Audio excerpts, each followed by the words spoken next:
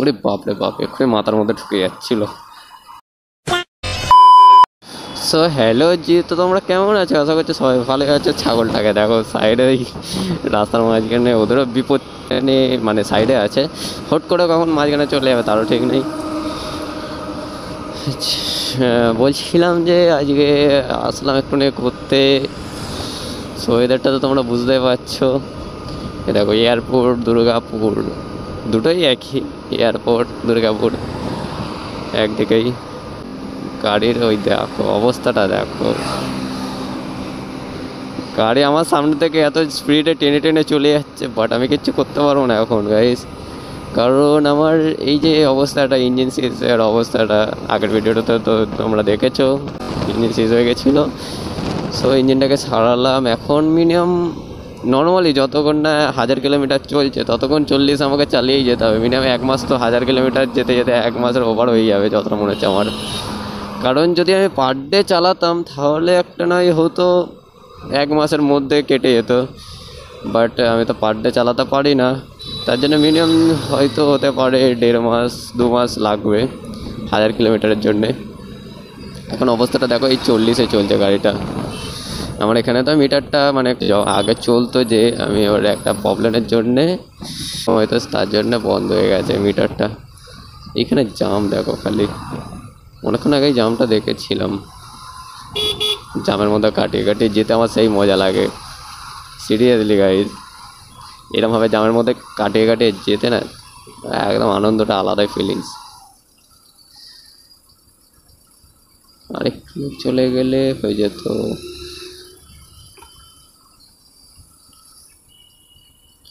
জায়গা আছে এধারে।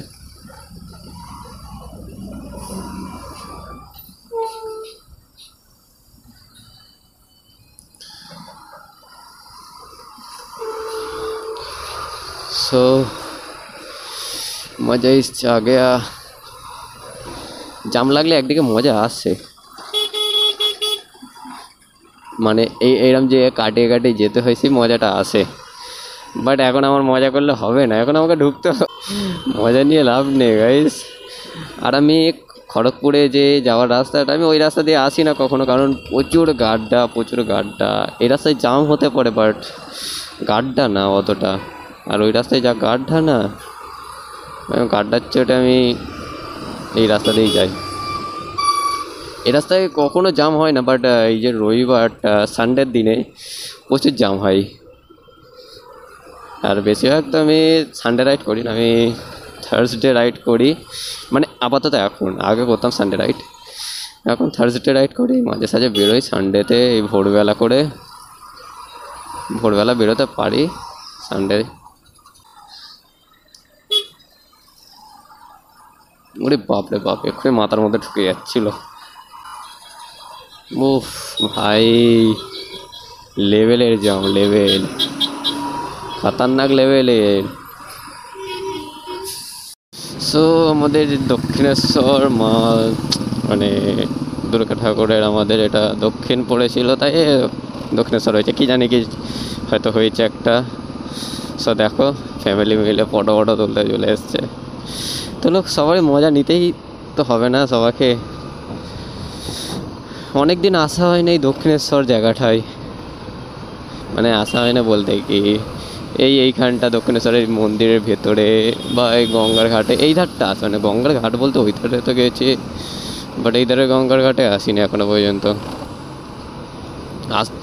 পর্যন্ত। মানে এসছিলাম বোধহয় 1 বছর আগে, হয়তো হয়ে গেছে 1 বছর হয়ে গেছে কমপ্লিট। তারপর এখনো পর্যন্ত আসা হয়নি এই ধারে। আসবো কোনো একদিন, তোমাদেরকে ফুল দক্ষিণেশ্বরের ভেতরে তো ঢুকে ভিডিও করা যাবে না, ওখানে ক্যামেরা কিছু অ্যালাউ নেই। বাইরে থেকে নর্মাল ভিডিও করা যাবে ওখানে। সে তোমাদের ফুটেজ সব দেখাবো। দক্ষিণেশ্বর ফায়ার গেট, মানে ফায়ার গেট নাকি ফার্স্ট গেট লেখা ছিল, কি জানি, দেখিনি ভালো করে অত। এরমভাবে অন্ধকার হয়ে এসছে আকাশটা, এখন আকাশের দিকটা দেখো অন্ধকার। আর এই জায়গাটা দেখো ইউ শেপ জায়গা, দুধারে গাছ খালি, আর মাঝখানে রাস্তা, মাঝখানে আমরা চলে যাচ্ছি। চলো চলে যাই মাঝখানে।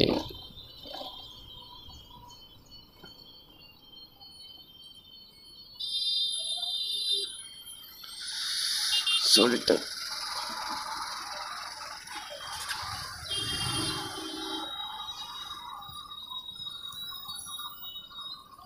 শরীরটা চলছে না।